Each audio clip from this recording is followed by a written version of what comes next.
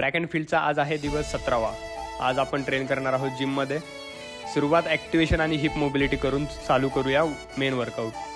सुरुवातीला overhead squats 3 set आणि 10 repetition complete करून हँग स्नॅचचे 3 सेट आहेत। वेट कमी असणार आहे पण स्पीडमध्ये करण्याचा प्रयत्न करेल। त्यानंतर पॉवर क्लीनचे 3 सेट आणि 8 रिपिटेशन।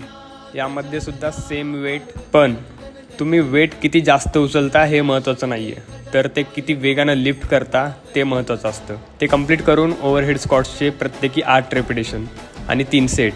यामध्ये तुम्हाला मुख्यतः बॅलन्सिंगवर फोकस करायचं। स्क्वॉट्स कंप्लीट करून वॉकिंग लंजेसचे 3 सेट आहेत आणि 12 रेपिटेशन असणार आहेत। त्यानंतर मी अडक्टर मसलसाठी साईड प्लँक होल्ड करेल सिंगल लेगवर। ही एक्सरसाइज प्रत्येक रनरसाठी खूप महत्त्वाची आहे। वर्कआउट कंप्लीट करून फोम रोलिंग, ज्यामुळे माझ्या मसलवर आलेला स्ट्रेस कमी होईल। वर्कआउटच्या अगोदर वॉर्मअप